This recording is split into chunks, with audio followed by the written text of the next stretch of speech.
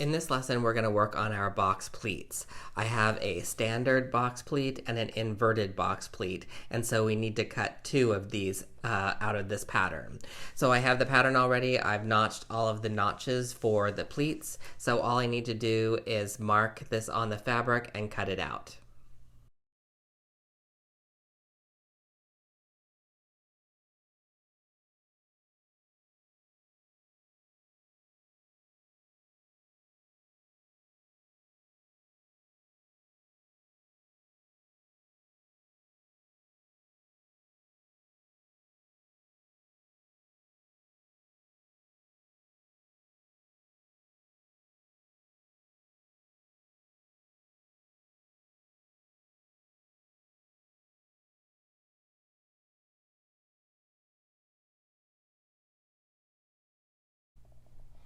Okay, so now that we have our fabric all cut out and ready to go, I'm just going to set that aside for right now. And let's talk about the pattern. And we have two different box pleats, and they're using the same pattern. We have a standard and inverted box pleat. And how do we tell the difference? Well, I have some finished samples here. This is the standard box pleat, and this is the inverted box pleat. And actually, these are, just to let you know, this is the face side of the fabric. And if I turn these over, these are the wrong side of the fabric. Now, the wrong side of the inverted pleat looks just like the face side of the standard box pleat, and vice versa. The wrong side of the standard box pleat looks just like the face side of the inverted box pleat. So how do we identify that on the actual pattern piece?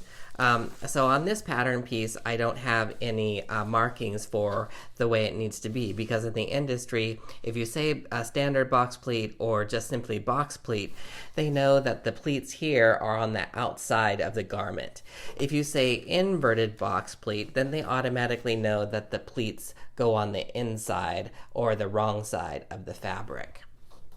So on a pattern, what you would actually see if you were really wanted to help your sample sewers out, you would actually see arrows motioning away from the center. So to identify where the pleats are, understand that there are two pleats on this sample pattern. So these three notches, this grouping of three and this grouping of three, are each individual notches. So the notches to the outside of the middle are at the actual pleat. So the pleats for the standard box pleat will fold away from the center. And the pleats for the inverted box pleat will fold toward each other on the outside. So we're talking about the right sides of the fabric. So again, so on the standard pleat, the pleats here will fold away from each other on the right side. And on the inverted, the pleats will fold to each other on the right side. So I can actually draw this on this pattern. So what I would do is with my pen is that for the standard pleat, I would put an arrow motioning away from that center. And then I'm going to go ahead and actually circle this. That's the way the standard pleat needs to be folded. Now I went ahead and I printed another copy of the pattern. And what I'm going to do on this one is I'm going to put these arrows going toward that center. So I know that the pleats are folding toward each other on the face side. And I'm going to circle inverted. So now I know how to fold these for each of those particular pleats. Now we're not just ready to go to the machine yet. Let's actually bring in my sample pieces. Put them side by side. And I actually need to designate the face side. So I'm going to mark these for the face side. All right. Now I need to I'm going to actually fold these prior to stitching. So this is going to be my box pleat, and I'm going to layer this. I'm going to label this standard box pleat before I sew.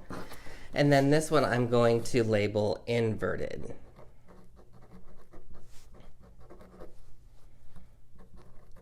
Just so I know which way I'm pleating everything. Okay.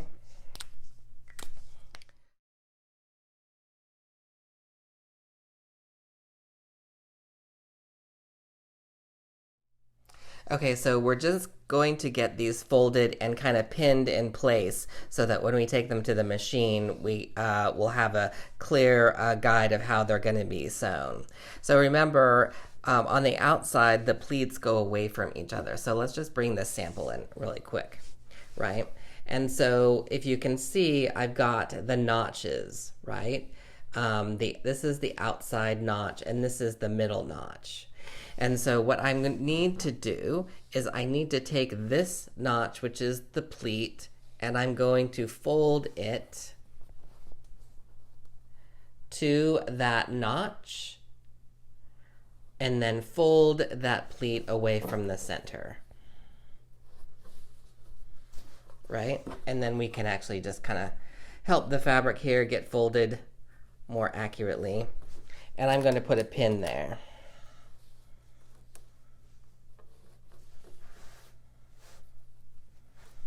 All right, so that's one side of the box pleat. So now I need to do the same thing, is that I'm going to take this notch and fold it to that center notch again, and then fold that pleat away from that center. And then I'll put a pin in that.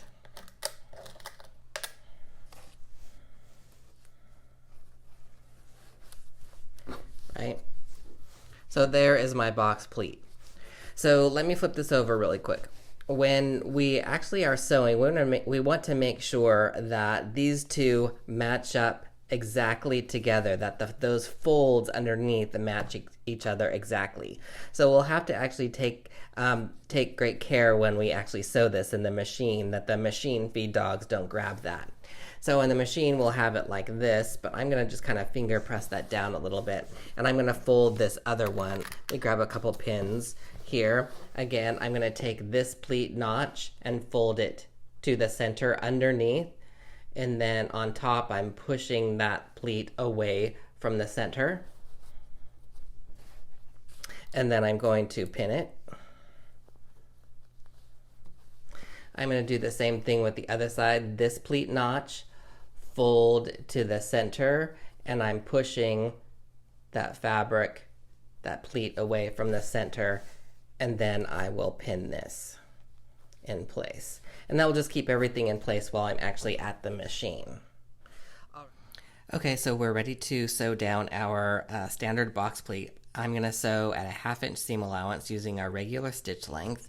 I'm going to get started here, and I'm probably just going to do a quick back stitch, just so these stitches don't pull out.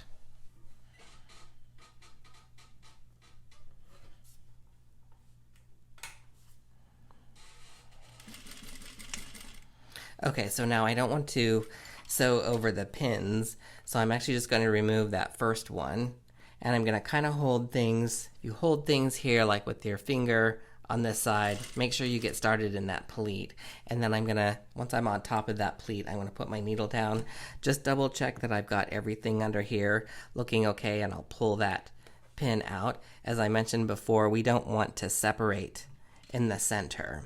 So I'm going to go ahead and continue to sew over it. I'm going to stop right before I get to the next pleat. Make sure everything is nice and perpendicular. I'm going to remove this pin. And right before I get to that pleat, just so I know it doesn't push that pleat away, I'm just going to lift the presser foot and reset it. Right, and then sew on top of that pleat. Put the needle down, and it looks like I might have some spacing. So I'm going to grab this pin, and I'm just going to make sure that everything still really kind of looks like it's in place. And so past, and then I'll do a back stitch after I'm clear of the pleats just to hold those stitches in.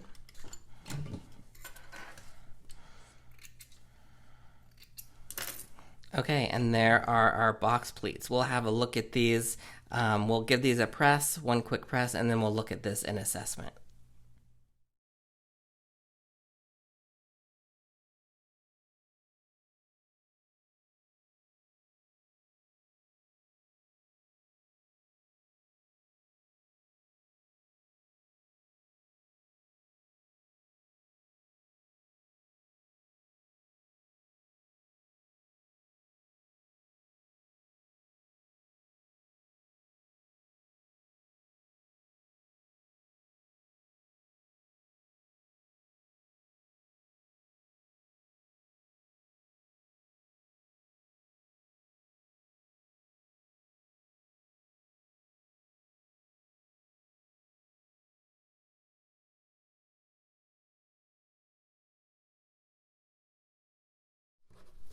Okay, so here is the pattern for the inverted box pleat and our sample. Let's just bring a picture of it in here. So now what we need to do, and I'll just keep that down here, over here. Maybe we can kind of things up here so you can kind of see that in the video. So here again, I'm going to take this notch and move it over to the center. So what I need to do is I need to grab this outside, one of these outside notches. I'm going to fold that over to the center and then fold this to create that pleat there, right there at the center. And then I'm going to pin that in place. Then I'm going to take this outside notch and I'm going to match that to the center, folding to create that pleat. And the two pleats meet at the center. Now again, as I mentioned on the underside of the standard box pleat, we want to make sure that these two stay together. We're going to sew these pleats down at a 1/2 inch, but once we get into the machine may push this away. So we'll have to lift the presser foot and just make sure that that gets right under the needle so that we don't get any separation, right? So let's take care of this other pleat, this outside notch. I'm folding it to match the middle notch. Match the middle notch, creating that folded pleat there at the center. So that pleat is right here in the center. And I'm going to pin that in place. And now I'm going to finish up this outside, folding that pleat, matching it to the center and together. Okay, so we're all ready to go over to the machine. Okay, so I'm ready to stitch up the inverted box pleats, and I just want to have a quick look-see here. This one I feel I needed to keep these box pleats perpendicular to the cut edge, so I'm just going to reset this one here in the beginning. So I want to make sure everything is perpendicular. And then I'm going to get this in the machine, 1/2 inch seam allowance, and I'm going to just backstitch real quick just to hold those stitches. And then I'm going to sew, and you may have to hold it here at the side, and I'm trying not to get my hand in the way. I'm going to sew, and then as I feel like it's held onto that pleat, I'm just going to unpin this other one and make sure that this pleat here, they're kissing or touching, right there. And I really kind of want to hold that. Maybe I'll hold it with my snips so my hand is not really in the way. So, and you see it's moving away here.